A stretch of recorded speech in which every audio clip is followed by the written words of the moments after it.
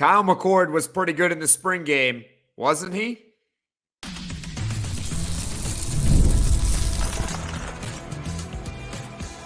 You are Locked On Syracuse, your daily podcast on the Syracuse Orange. Part of the Locked On Podcast Network, your team every day.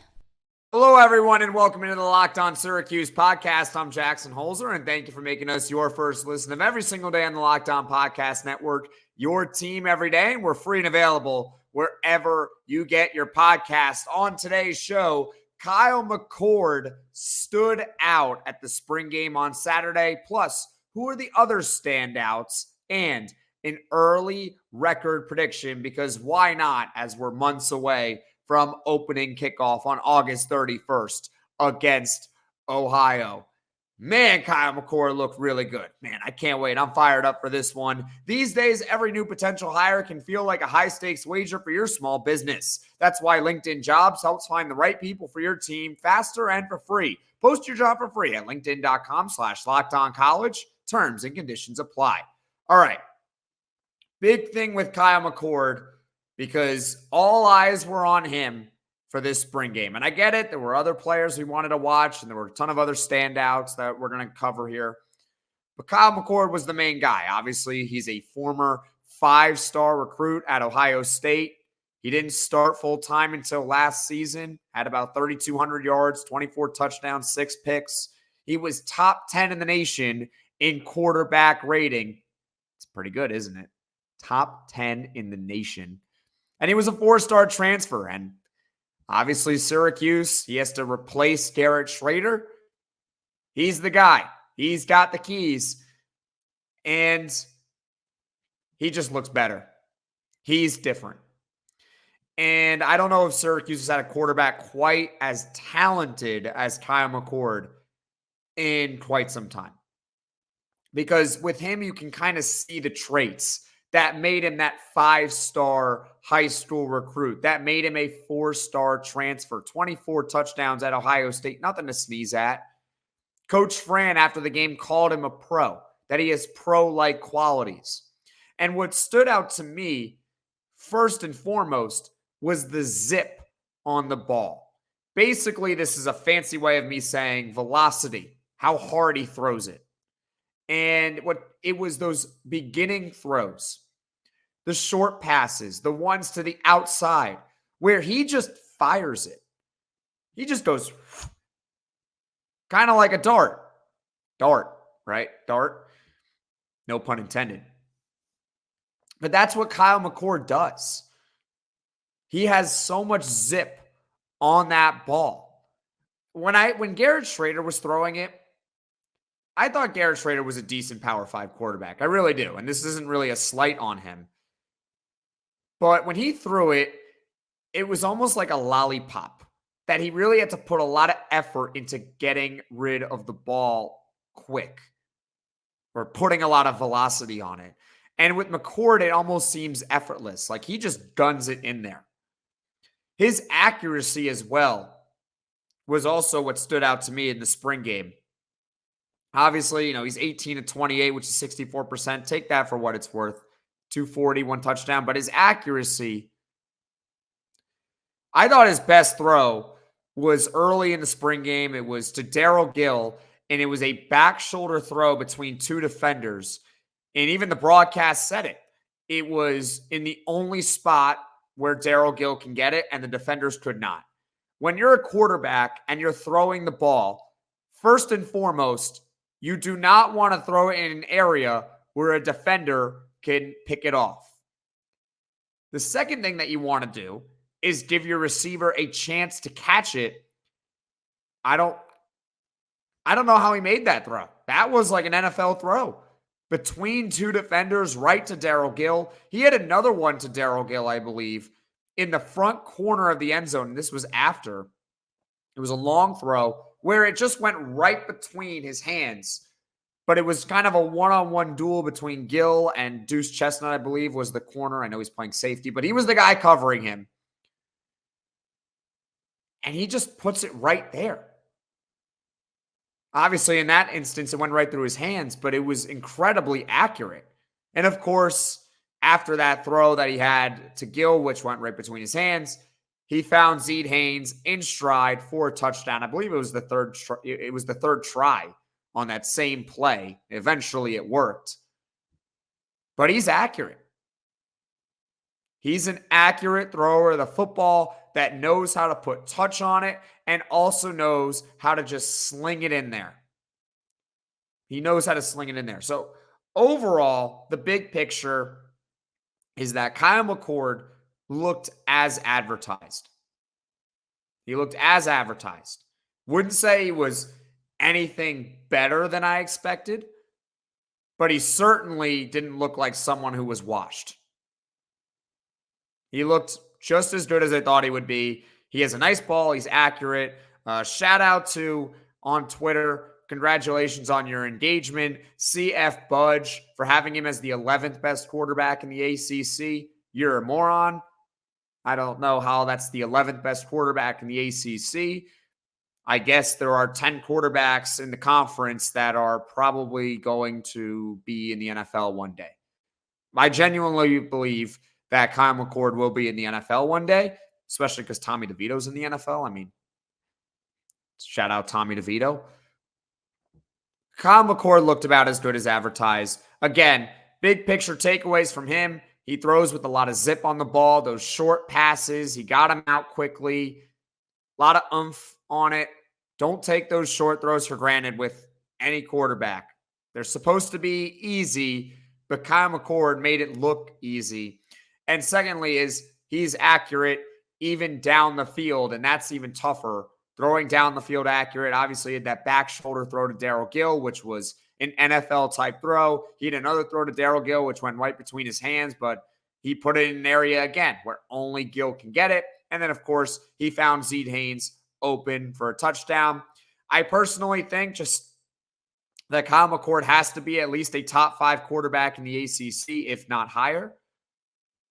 But, you know, there's always that one knucklehead that has him at 11, and that's just is what it is. So, Kyle McCord looked about as good as advertised. Now, who are the other standouts during the spring game? When you're hiring for your small business, you want to find quality professionals that are right for the role. That's why you have to check out LinkedIn Jobs. LinkedIn Jobs has the tools to help find the right professionals for your team faster and for free. And LinkedIn is a tool that I use all the time. LinkedIn isn't just a job board. LinkedIn helps you hire professionals you can't find anywhere else, even those who aren't actively searching for a new job, but might be open to the perfect role. In a given month, over 70% of LinkedIn users don't visit other leading job sites. So if you're not looking at LinkedIn, you're looking in the wrong place. On LinkedIn, 86% of small businesses get a qualified candidate within 24 hours. Hire professionals like a professional on LinkedIn. LinkedIn knows that small businesses are wearing so many hats and might not have the time or resources to hire. LinkedIn is constantly finding ways to make the process easier. They even just launched a feature that helps you write job descriptions, making the process even easier and quicker. 2.5 million small businesses use LinkedIn for hiring. Post your job for free at linkedin.com/lockedoncollege. That's linkedin.com/lockedoncollege to post your job for free. Terms and conditions apply. The Locked On NFL Mock Draft is available now. Find the ultimate 6-episode series on Locked On NFL Draft to hear who the local Locked On experts are picking for every NFL franchise, with live reactions from local college football experts and even the fantasy football angle. The Locked On NFL Mock Draft, available now on Locked On NFL Draft on YouTube or wherever you get your podcasts. Welcome back, everyone, into Locked On Syracuse. I'm Jackson Holzer, and we're going over the spring game standouts. First and foremost, Kyle McCord was about as good as advertised, and I forgot to mention he did well without Oronde Gadsden in the lineup and without Jackson Meeks in the lineup. The two main takeaways for me with Kyle McCord was he's got a lot of zip on the ball, certainly not like Garrett Schrader and his kind of lollipop throw. And, of course, he's an accurate thrower of the football, both in the short passes and stretching the field. He can do that as well. Now, who were some other standouts? Okay, we'll just go kind of in order here. These were guys that kind of stood out to me while watching. Yazeed Haynes the former 4-star recruit from Georgia. He's the receiver. He redshirted last year, was a borderline 4-star transfer. Looks like he's going to be the wide receiver 1. He just is fast, a little bit physical. I liked him. I liked what I saw. 6 catches, 74 yards, and a touchdown. I think he's a stud. I think he's going to be the wide receiver 1. I think Meeks is probably going to be the wide receiver 2. And this next guy is probably going to be the wide receiver 3, Trebor Pena. Where did he come from? Trebor Pena has 40 career catches in 4 seasons at Syracuse. And I understand that last year he was injured. I get it. I get he was injured last year. But Trebor Pena had 40 catches, or has 40 catches, in 4 years. And during the spring game, and I understand there's no Oronde Gaston, there's no Jackson Meeks, so someone has to catch the football. Trebor Pena had 7 catches for 130 yards, and he was working with the first team. I don't know where he came from. Honestly, it's a good thing. And this backs up what Coach Fran Brown was saying in his post-game press conference, which is that Trebor Pena is one of the most improved players on the team. He's been having a good camp, so now you see it in the spring game. Maybe he catches just 40 passes this year on his own. I don't know if I'd go that far, because obviously there's a good amount of weapons on this team, and that's a good problem to have. Can never have enough weapons. But Trebor Pena looks like he's going to provide solid depth for this team at the receiver position. Probably going to be the wide receiver 3, again, behind Yazeed Haynes and Jackson Meeks when Meeks returns. The other standout to me on the offensive side was Yasin Willis, the running back. He projects to be the backup behind LaQuinn Allen this season. He's a true freshman, 3-star recruit that flipped from Pitt to Syracuse. He had 11 carries for 92 yards in the spring game working with the first team offense. And I was watching it with a friend, and we both kind of agreed on this. There's a reason why Jawan Price is in the transfer portal, and that's because this kid beat him out.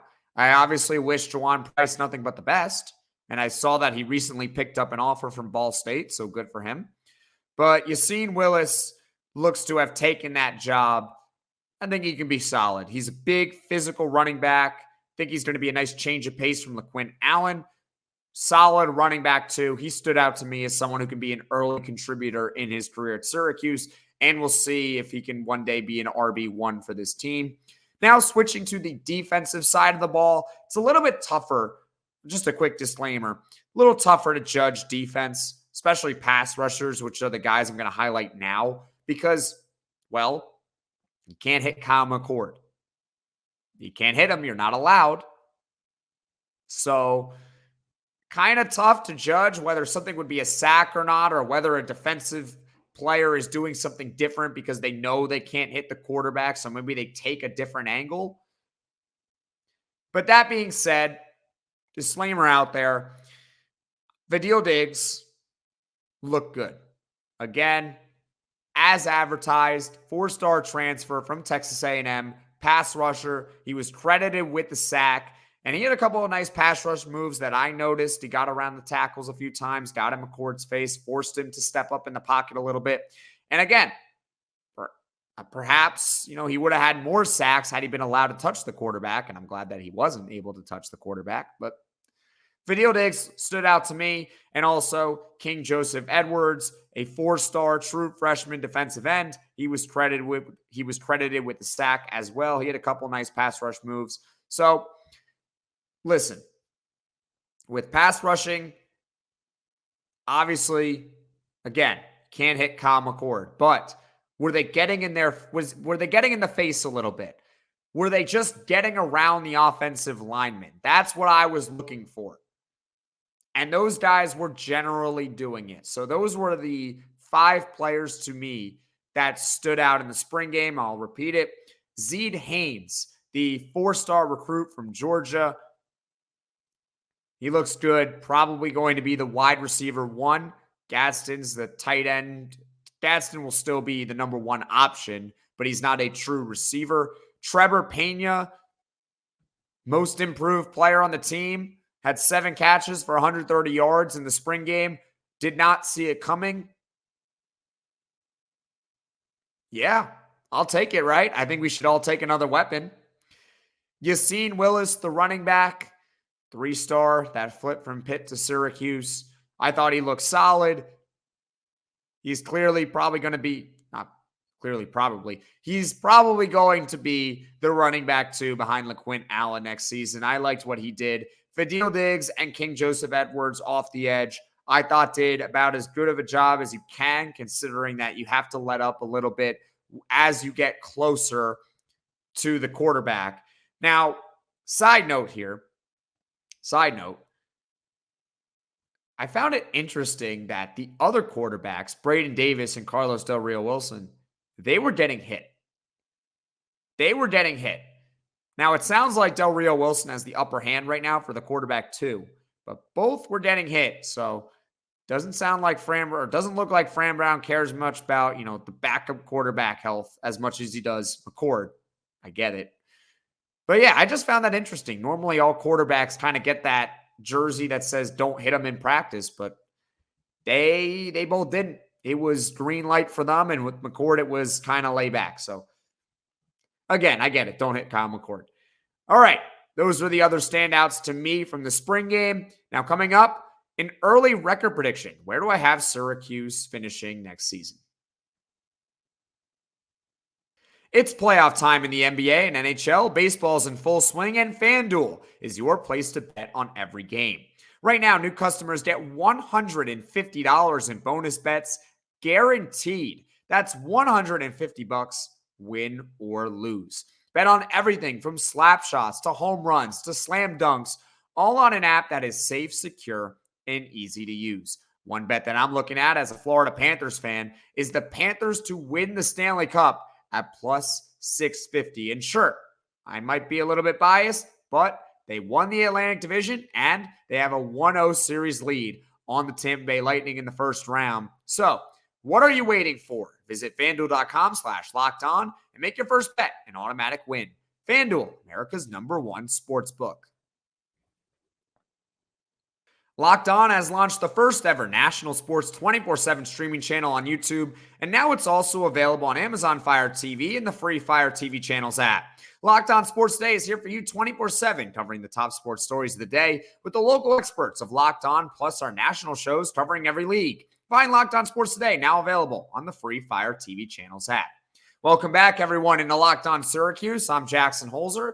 Today, we're going over the spring game standouts and now an early record prediction. But before that, obviously, Kyle McCord was about as good as advertised again. There were other standouts as well. The 5 that I listed were Yazeed Haynes, Trebor Pena, Yasin Willis, Fadil Diggs, and Kingjoseph Edwards. I thought they all looked very, very good during the spring game. And now, let's get to an early record prediction. Now, I'm not going to overreact. It's the spring game. If you would like to overreact, I will not stop you. But please, it is just the spring game. Season doesn't kick off until August 31st against Ohio. So we have plenty of time. I have them right now at 8-4. I was between 7-5 and 8-4. But the schedule, it's very winnable. Obviously, there's no Florida State. There's no Clemson on there. It's a winnable schedule. So I have them at 8-4 right now. And I see some stuff on Twitter saying 10 wins. Playoff team. I'm not going to go there yet. I don't think this team is there yet. Coach Fran said after the game that on a scale of 1 to 10, he thinks Syracuse is right now at a 5 in terms of where he wants them to be at. I don't think that's a bad thing because, again, August 31st is the first game against Ohio. We got plenty of time to get to a 10 in terms of where he wants them to be. When I look at the schedule, Ohio, Georgia Tech, Stanford, Holy Cross, they should start 4-0. But that's where it gets tough. 5 of the next 6 after that are on the road. That's at UNLV, at NC State, at Pitt, Virginia Tech at home, at Boston College, at Cal. So 2 trips out west in UNLV and Cal. Yeah, I just, plus they got to play Miami at home. I don't think that's a good matchup for Syracuse. I think they're going to go 8-4. I was originally 7-5. I have bumped it up to 8-4. Not from the spring game. I've been thinking about it for a while now. So 8-4 is where I'm at.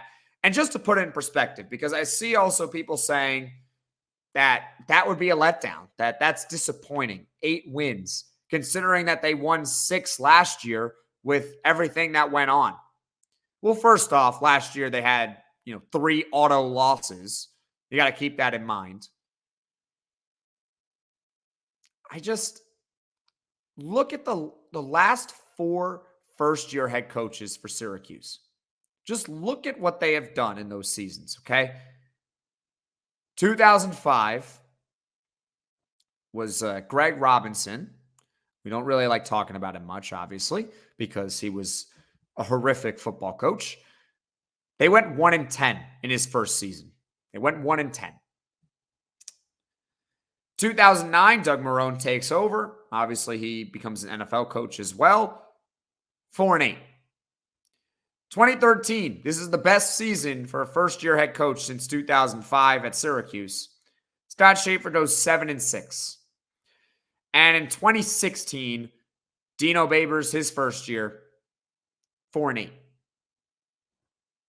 So you got 2 4-win seasons. You got 1 bowl game win. And you have, or I don't know if they won, I forgot if they won the bowl. I believe they did win the bowl game in 2013. But regardless, they went 7-6. And you have a 1-win season in 2005. Folks, they win 8 games. That's better than any coach over the last 4 that they've had in terms of first-year head coaches. I don't think winning 8 games would be a bad season by any means. I don't. They have more talent than in years past, and I get they don't have Clemson and they don't have Florida State, but they have that stretch where they play 5 of 6 on the road, plus they got to play Miami. I think they're going to slip up. They're going to slip up a little bit.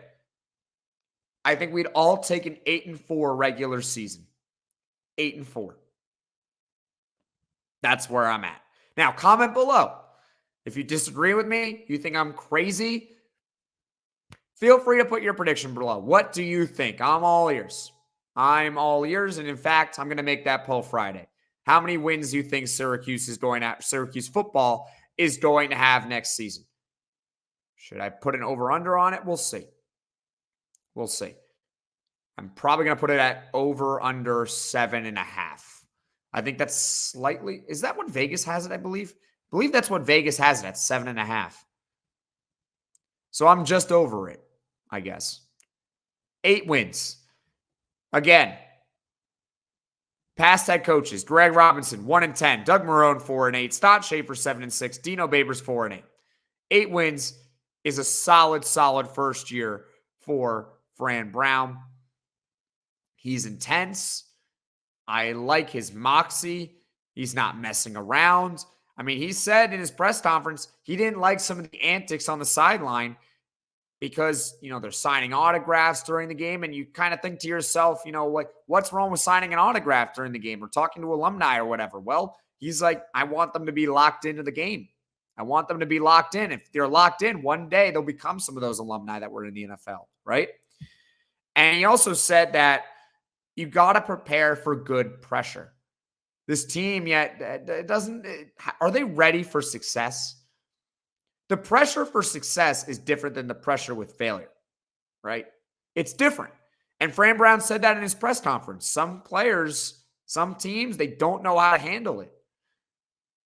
I think 8 wins would be a solid start to the Fran Brown era. And you can say there's plenty more to build upon after that, because obviously the 2025 recruiting class, top 10 now in the country or something like that. It's ridiculous. And more guys are coming with that one. So obviously you can build on it. And they're already starting with 2026 verbal commits. So you win 8 games. I think we should all take it and be happy. And then you build upon that in 2025. So that is it for today's episode. Thank you so much for watching. Thank you so much for listening. If you like this video, click that like button. And if you really liked it, subscribe to the channel. Turn on those notifications so you know right away when I'm dropping the next episode. And guys, let's just hope that Syracuse football makes the college football playoff, because why not? There's 12 teams now in the college football playoff. Why not Syracuse football makes it? I'm kidding. I'm going to have them at 8 wins, but hopefully they do make the college football playoff. Take care, everyone.